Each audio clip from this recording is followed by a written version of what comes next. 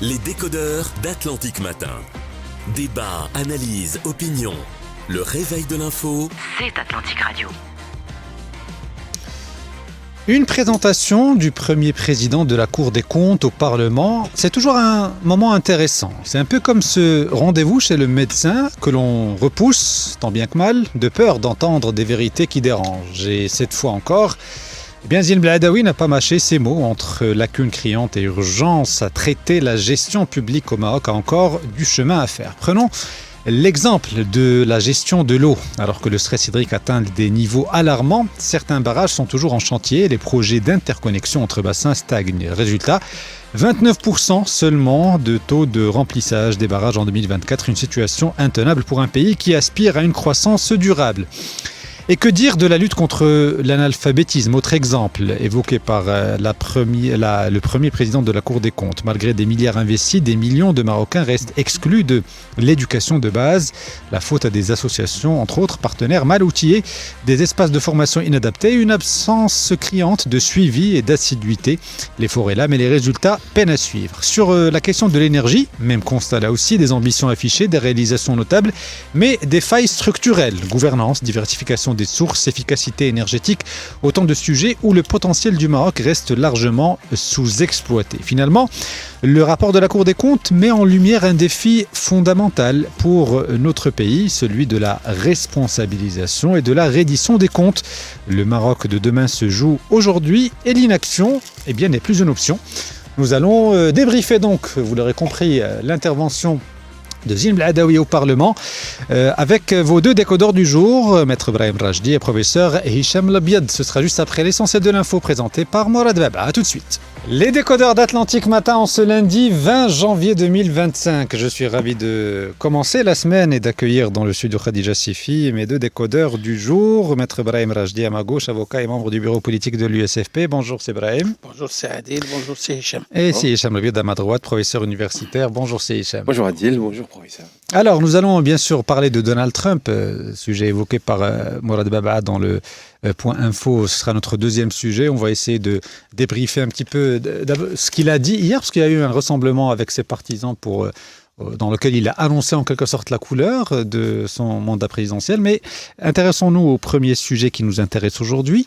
Ce fameux rapport de la Cour des comptes que nous avons abordé à plusieurs reprises sur cette antenne, c'est un document qui est bien fourni, bien garni, où tous les sujets ou presque sont abordés.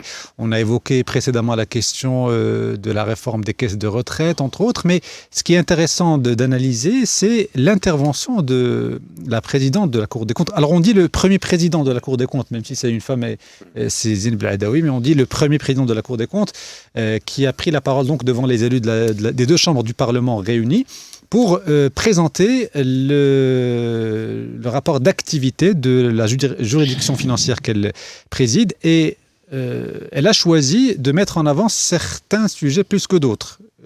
Comme je l'ai évoqué en introduction, on parle de la question du stress hydrique, de la gestion de l'eau, de la politique énergétique du royaume, de la question de l'analphabétisme.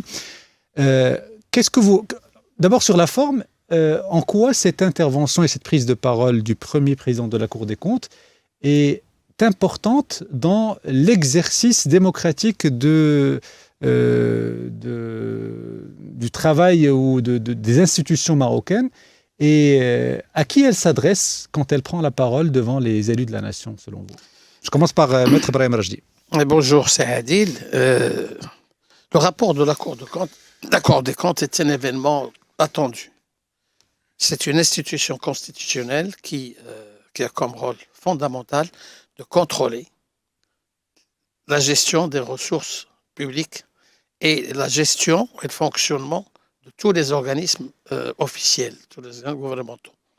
Elle s'adresse dans son discours le 15 janvier, le mercredi dernier, devant les deux chambres réunies. Elle s'adresse aux députés de la nation qui sont là pour contrôler et le gouvernement. Et cette institution aussi est là pour leur donner un certain nombre d'éléments pour aller dans le sens de leur mission de contrôle du gouvernement. La Cour des comptes, il faut saluer tout d'abord la compétence des cadres qui travaillent dans cette Cour, dont la plupart sont des économistes et des juristes formés dans les écoles marocaines et étrangères. Et il a parlé, en plus, ce que vous avez cité, il a parlé aussi, il a tiré la sonnette d'alarme en ce qui concerne le stress hydrique et le dysfonctionnement connu dans l'élaboration des barrages. Là, il a oublié un barrage très important, le barrage d'Agadir, qui était arrêté pour des tracasseries administratives minables alors qu'il était achevé à 95%, parce qu'il y avait un problème avec l'ONE, donc il a traîné pendant 3 ans. Et là aussi, a tiré la sonnette d'alarme sur le problème de la retraite. En 2028, les ressources allouées à la Caisse marocaine des retraites vont... Les caisses seront vides. Les caisses seront vides. Donc, d'où l'urgence et la nécessité de commencer à réformer ce dossier-là, à prendre ce dossier en charge avec beaucoup de courage pour vraiment, d'ici 2028, on tombe pas dans cette situation catastrophique. Mais avant de détailler tous les sujets évoqués dans ce rapport de la Cour des comptes, moi, ce qui m'intéresse, c'est l'analyse politique de l'intervention du premier président de la Cour des comptes. En quoi est-ce important et qu'est-ce que ça change au fond quand elle pointe du doigt certaines défaillances relevées dans ce rapport d'activité de la Cour des comptes? Quelle est la suite, en fait? C'est ça le sens de la question. La suite, il y a tout d'abord... plusieurs dossiers qui étaient soumis à l'analyse de la Cour des comptes. La Cour des comptes, il y a un président et il y a un procureur aussi.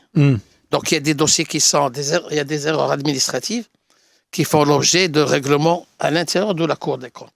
Quand il y a l'aspect pénal, et là, la Cour des comptes a envoyé 16 dossiers au président du parquet procureur général pour des poursuites devant les tribunaux parce qu'il y a vraiment le caractère pénal.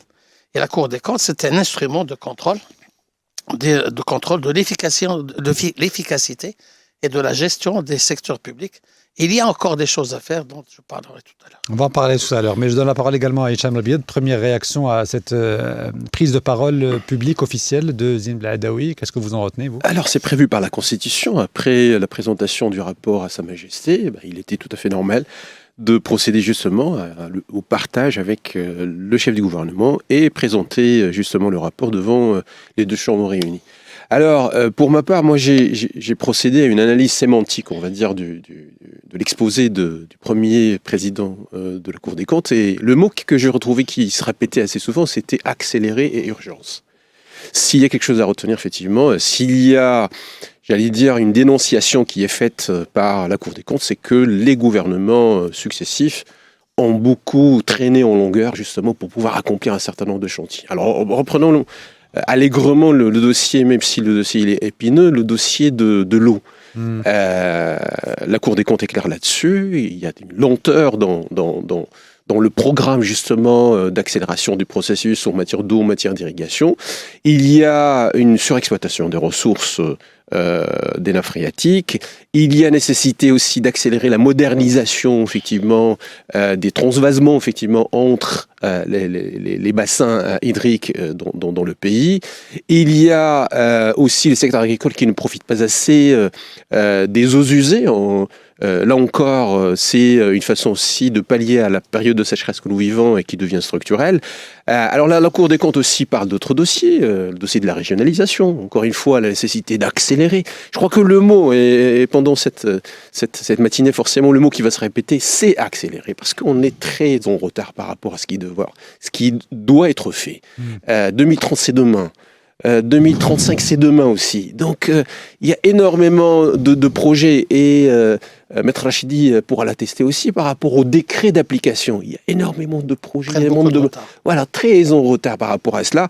Et le pays ne peut pas avancer tant qu'effectivement. Et moi, je salue justement, comme l'a fait Maître Rachidi, le rapport, parce que je l'ai trouvé entre assez souvent, on est soit dans l'autoflagellation, soit dans un discours dithyrambique.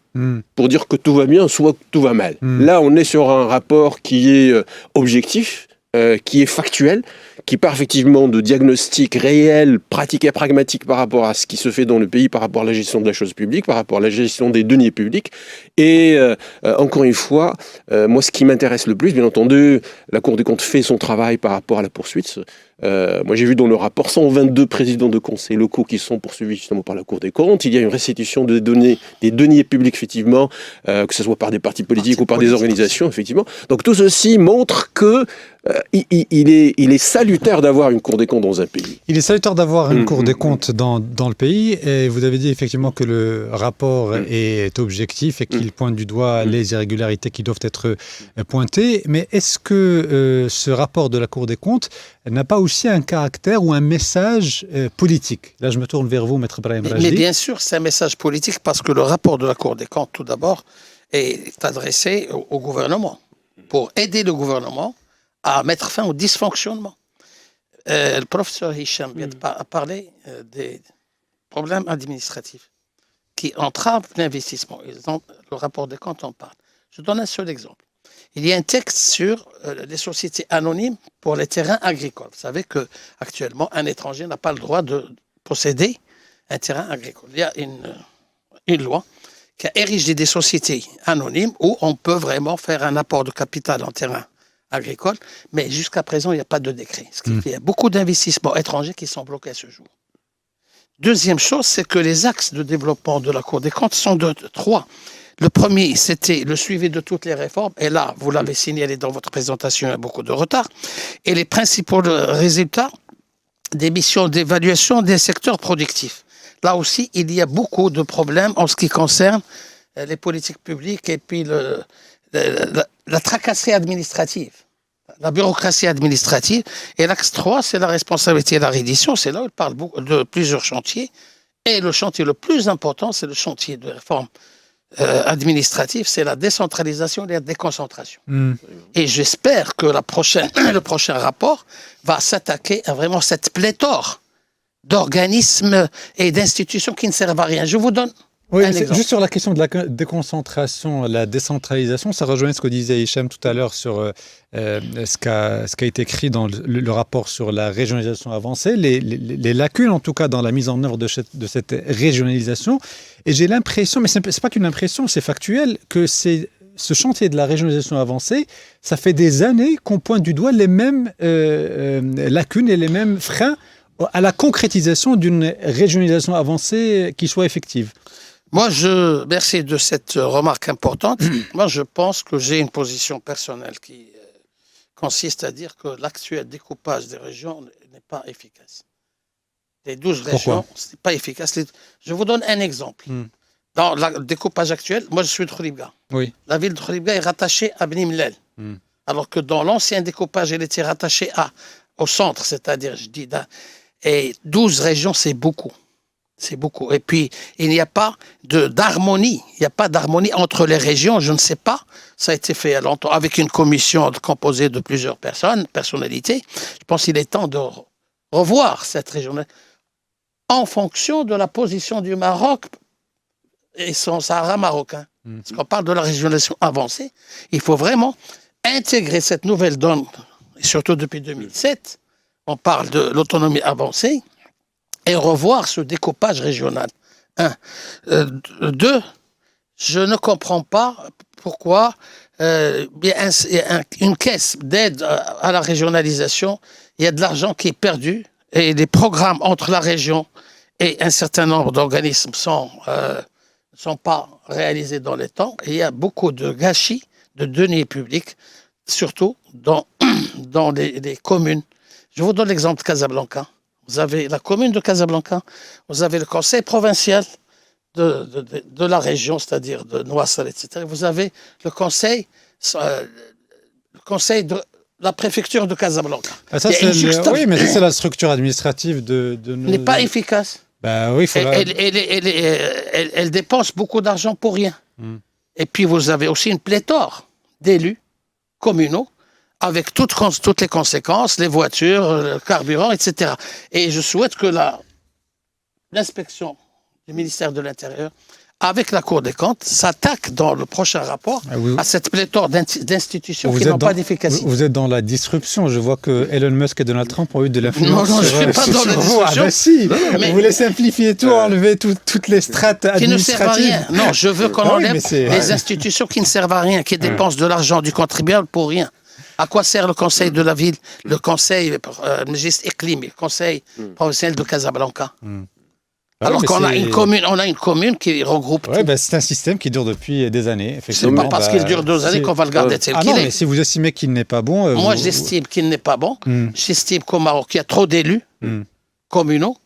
J'estime que le découpage, même des communes, on a 1574 communes, c'est beaucoup.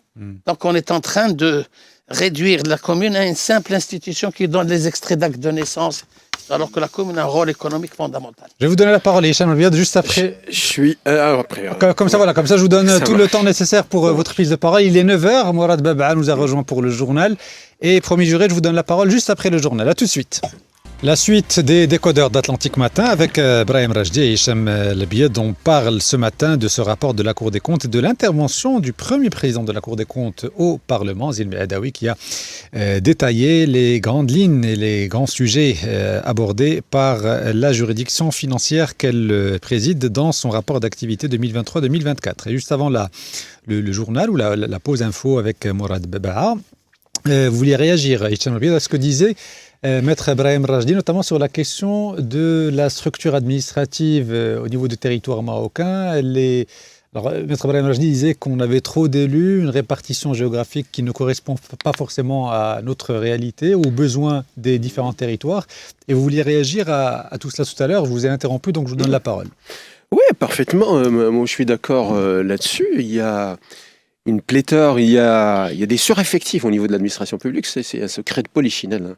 Mais il est temps, effectivement, d'engager un débat là-dessus. Les assises de la régionalisation, théoriquement et intrinsèquement, ça doit être fait dans ce sens-là. Il faut qu'on réfléchisse, il faut qu'on fasse bouger les lignes par rapport à l'histoire du découpage administratif. Je suis tout à fait d'accord. Est-ce qu'on revoie la copie?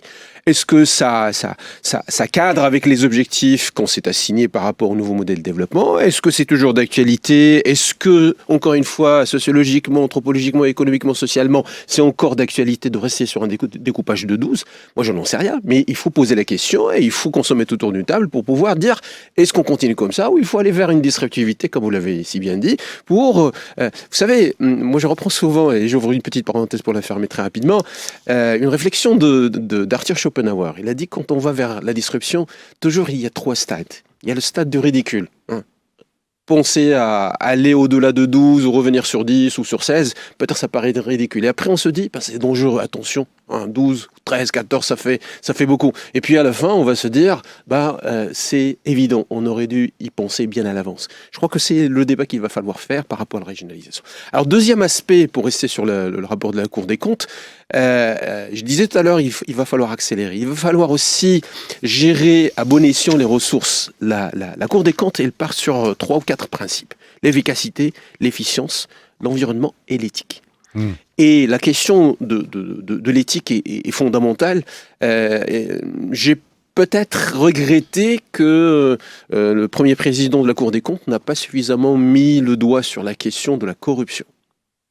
Dans le rapport, dans la présentation, dans l'exposé qui a été fait, il m'a semblé qu'il n'a pas été suffisamment question. Parce qu'on a une instance qui s'occupe ouais, uniquement de ça. La Cour des comptes, Bachir Rajdi, dans ce sens, il est très vocal. Oui, mais le leitmotiv de la Cour des comptes, et sur les 5 ou 6 axes, en tout cas, que j'ai retenus, ça a été toujours la question de la transversalité. La gestion de l'eau, c'est une question transversale. C'est pas uniquement l'affaire du ministère de l'eau ou de l'équipement, c'est aussi les autres ministères qui doivent aussi s'impliquer dans le jeu.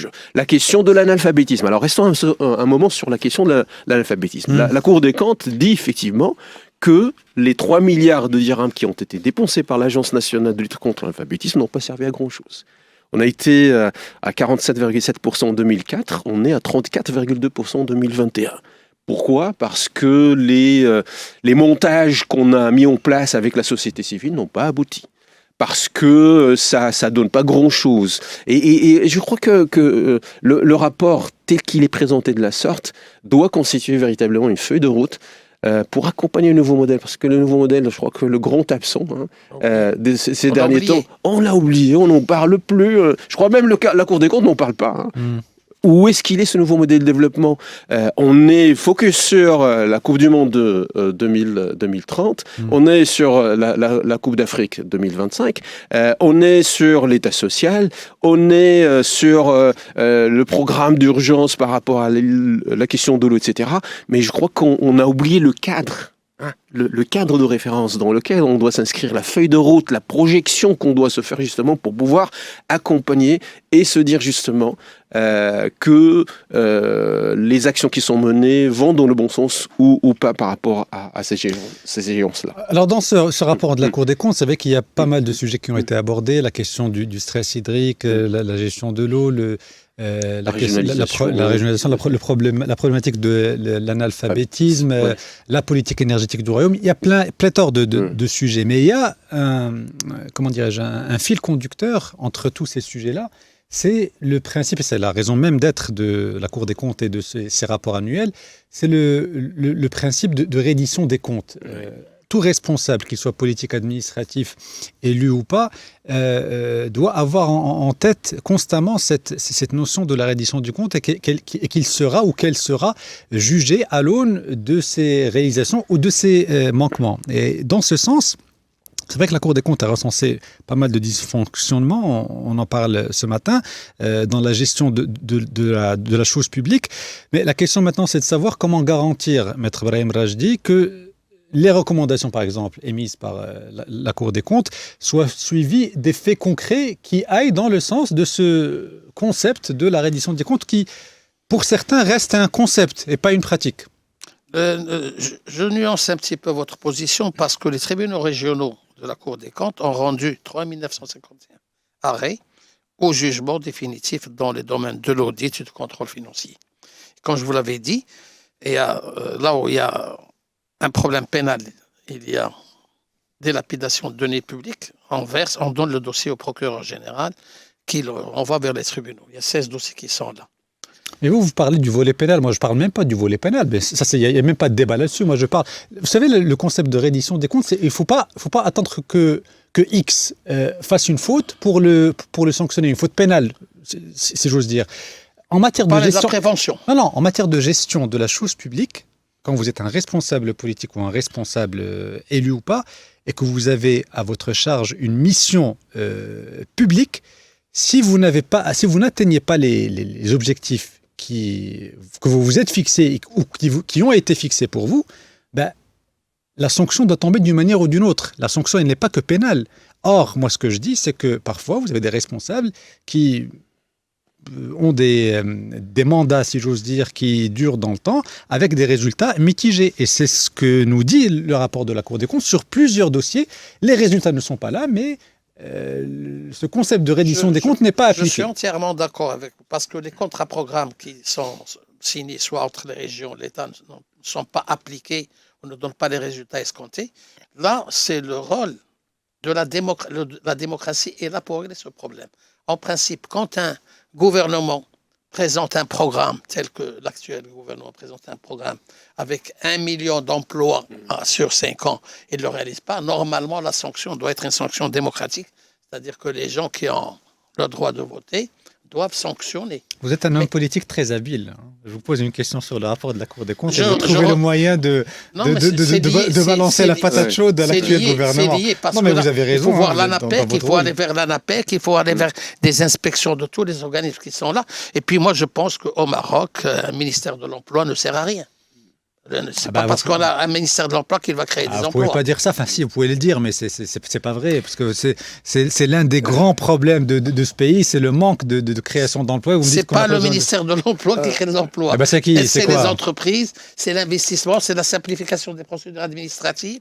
C'est ce que je vous ai dit tout à l'heure, le gouvernement doit être vraiment efficace en matière de production, des décrets d'application. Oui, mais le ministère de l'Emploi, il est là justement pour faire tout ça.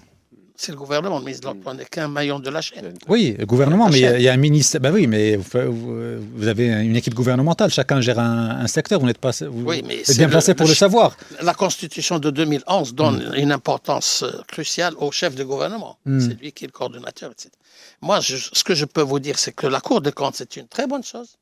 Il faut lui donner davantage de moyens, il faut qu'elle aille en avant, il faut changer aussi les textes.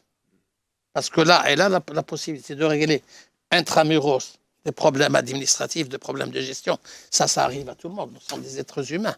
Mais quand il y a dilapidation de données publiques avec une prise de conscience claire, là, les tribunaux doivent intervenir. Et Hicham El Bied, je vais vous donner la parole sur cette question et ce concept de la reddition des comptes. J'aimerais bien avoir votre avis par rapport à cela, mais on va marquer une pause. Il est 9h15, 9h16 même. On va avoir un point info avec Karim Droni. On se retrouve juste après pour la suite du débat. Les décodeurs d'Atlantique matin jusqu'à 9h30 avec Brahim Rajdi et Hicham El Bied. Hicham El Bied, je vous donne la parole puisque je voulais avoir votre avis justement par rapport à cette question de la reddition des comptes, de ce concept. Qu'est-ce que vous en pensez dans le cadre de notre discussion sur ce rapport de la Cour des comptes? Nos élus, nos administrateurs, il me semble qu'ils sont dans le mindset qu'ils n'ont d'obligation que d'obligation de moyens. Ils ne sont pas dans l'obligation de résultats. La Cour des comptes, là encore, elle ne va pas les jauger sur l'obligation de résultats. Oui. Elle est dans l'obligation de moyens, comment ils ont géré, comment ils ont alloué les ressources, est-ce qu'il y a détournement ou pas. Le jour où on va parler d'obligation de résultats, là, effectivement, on va être véritablement dans le vif du sujet. Deuxième aspect, est-ce que vous avez déjà entendu parler d'un haut responsable qui est démissionné parce qu'il n'a pas atteint ses objectifs?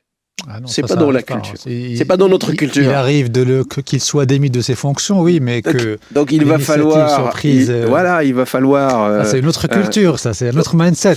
Et la transformation, ça aussi c'est un mot qu'on retrouve dans le rapport, la transformation doit passer aussi par là. L'obligation de résultat, tu as été élu, tu as été désigné pour faire un travail, pour gérer l'argent du contribuable, l'argent de ces Marocains et Marocaines qui sont dans le Haut Atlas, qui n'ont pas de quoi se couvrir et qui n'ont pas de quoi se chauffer pendant l'hiver. Vous devez être conscient que chaque dirham compte dans les caisses de l'État. Et le jour où on va prendre cette conscience, non pas parce que c'est des discours pompeux qu'on va accrocher à droite et à gauche, mais que ça soit véritablement une réalité. Nous passons par une période de finances publiques très très difficile. Nous nous sommes engagés sur des chantiers qui sont pharaoniques. Et chaque dirham compte. Chaque dirham compte et chaque dirham de perdu, c'est effectivement des points de croissance qui sont perdus. Donc il va falloir changer le paradigme, changer effectivement la façon de faire et que la Cour des comptes soit véritablement ce déclencheur, j'allais dire celui qui va sonner l'alerte justement par rapport à des situations de défaillance et de dérapage par rapport à la réalité du pays. Et la Cour des comptes le fait régulièrement. Un dernier mot, Maître Brahim Rajdi, sur ce premier sujet avant de passer dans la continuité de l'idée de Hicham, c'est que l'obligation de moyens, oui, mais il y a les résultats. Mais les résultats, quand quelqu'un est élu, s'il n'a pas trafiqué, on ne peut pas le toucher. La sanction doit venir des citoyens qui l'ont élu ici. Et la démocratie suppose tout d'abord l'alphabétisation. Et comme, pour terminer, moi, je cite mon cas, moi j'ai suivi des cours d'alphabétisation. Parce qu'à l'époque, les gens étaient volontaires et les écoles, le soir, on allait dans les écoles, dans les années 60. À l'école, on utilisait les classes d'école, il y avait des volontaires, des étudiants en troisième cycle, qui donnaient des cours à tout le monde, on facilitait la tâche. On ne peut pas lutter contre l'alphabétisation en donnant de l'argent comme ça. Il faut une volonté politique pour lutter contre l'analphabétisme. Et nous avons des classes qui sont fermées. Ouvrons ces classes, donnons la possibilité aux volontaires pour aller attirer les gens vers l'enseignement. Et vous ne pouvez pas évoluer et avancer si vraiment vous n'avez pas une population éduquée. Oui, parce que ça aussi, c'est une piste pour lutter contre le secteur informel. Parce que quand vous décortiquez un petit peu la morphologie du secteur informel, vous allez trouver une bonne partie qui sont des analphabètes. Donc comment voulez-vous qu'ils puissent accéder au marché de travail formel, sachant qu'ils sont dans une situation d'analphabétisme? Donc tout ça, c'est encore une fois, comme je l'ai dit, nécessite une transversalité, nécessite effectivement qu'on regarde tous les sons de cloche qui puissent effectivement nous permettre d'avoir cette symphonie nécessaire pour pouvoir accompagner le processus.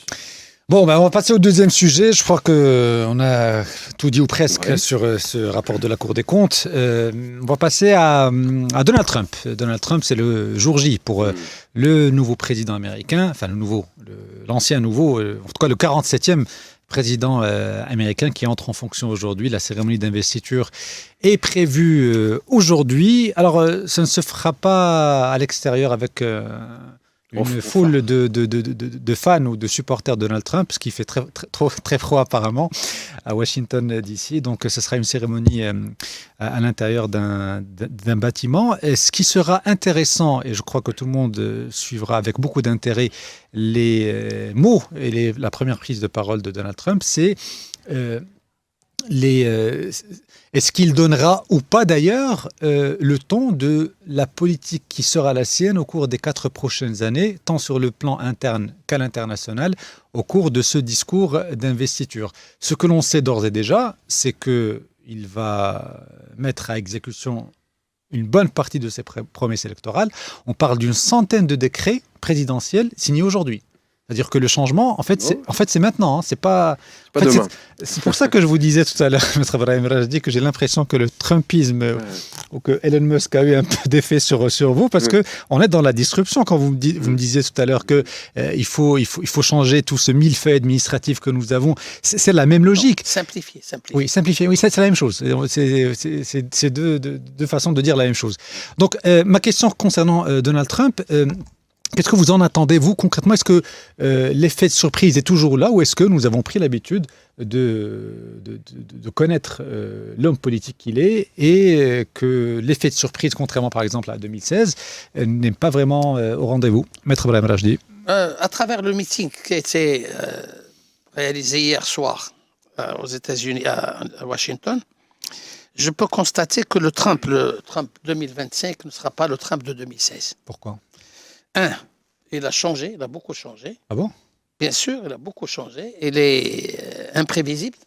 Il l'a toujours été. Mais la plus imprévisible. Mais là, il a déclaré un certain nombre de choses inquiétantes. Par exemple? Par exemple, le Canada, 51e État. La ministre des Affaires étrangères canadienne l'a traité de tous les noms parce qu'elle est d'origine ukrainienne.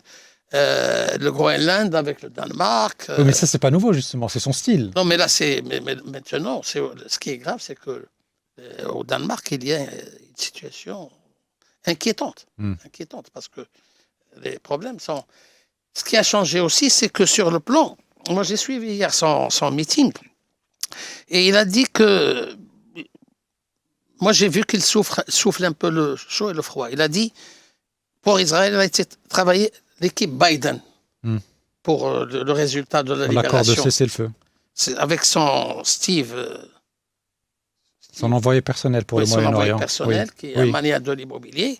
Il a dit que c'est grâce à nous que ça a été fait. Alors que Steve, lui, a félicité l'équipe de Biden pour les résultats obtenus. Non, mais tout le monde sait aujourd'hui. Enfin, si l'équipe de Joe Biden s'est administrée sur cette question du cessez-le-feu à Gaza, si l'équipe de l'administration Biden voulait imposer un cessez-le-feu, il l'aurait fait depuis belle lurette. Et quand Joe Biden... Il faut reconnaître ce que Steve ça a été fait. Steve Witkoff.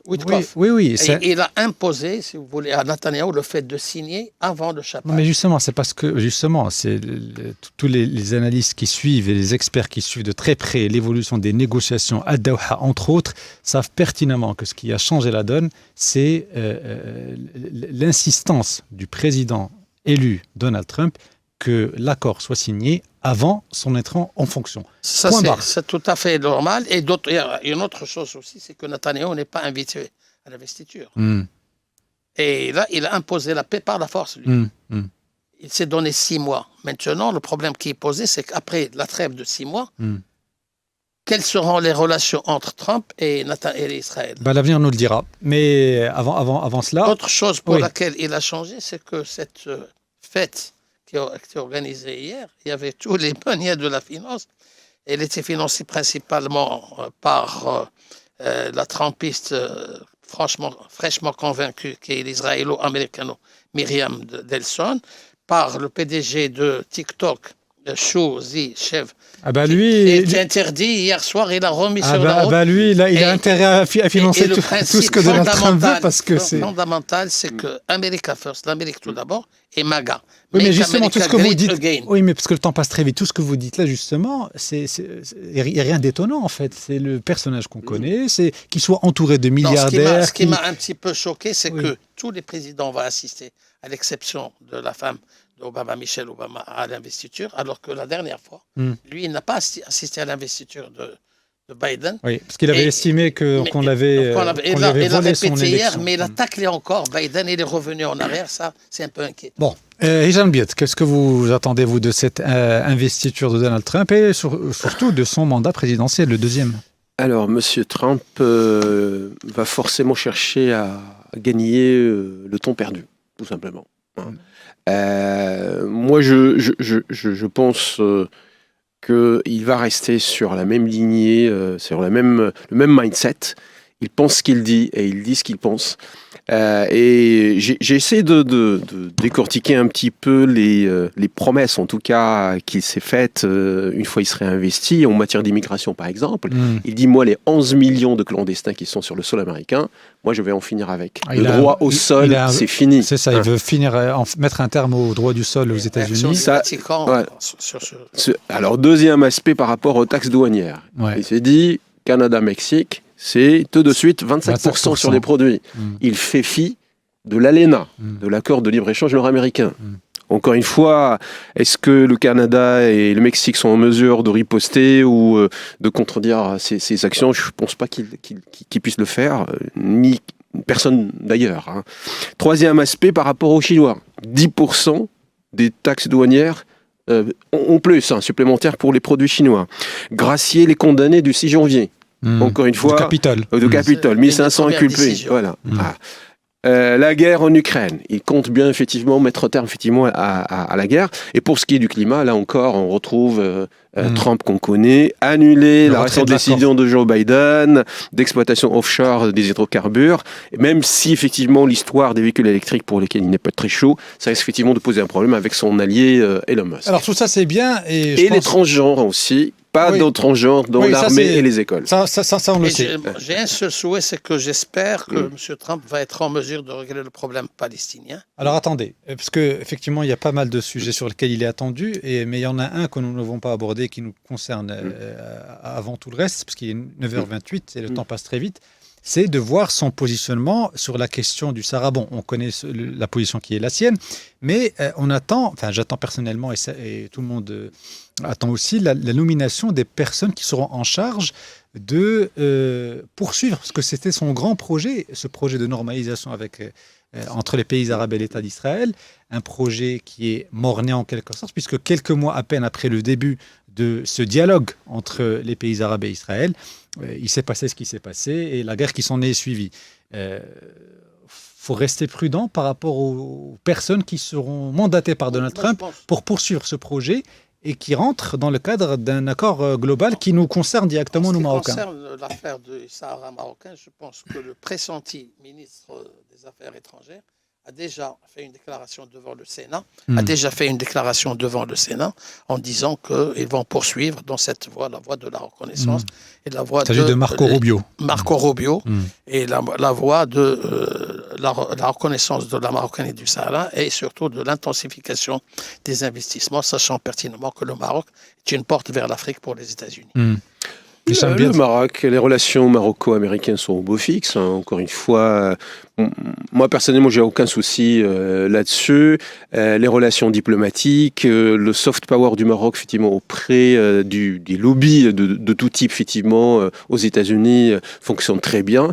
Je vois mal, effectivement, qu'il puisse rétracter par rapport à la position qu'il a faite. Et non, il ne le fera pas. Non, ça c'est sûr qu'il ne le fera pas. Donc ça ne peut être qu'un oiseau de bon augure pour la suite de l'affaire du Sahara marocain. Très bien. Écoutez, on suivra avec beaucoup d'intérêt d'abord son discours d'investiture, puisque les mots ont un sens, et surtout dans la bouche de Donald Trump, quand il dit parfois certaines choses, généralement il les pense, contrairement à d'autres hommes politiques. Donc, on suivra avec beaucoup d'intérêt ce qu'il aura à dire, et ça donnera le temps peut-être à son mandat présidentiel. Merci beaucoup, messieurs. Merci Hicham Lebied. Merci Ibrahim Rajdi.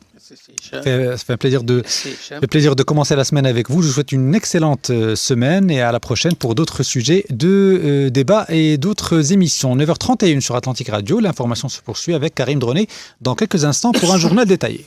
Merci. Atlantique Matin. 7h-10h. Avec Adil Ablaï. Atlantique Matin. Le réveil de l'info.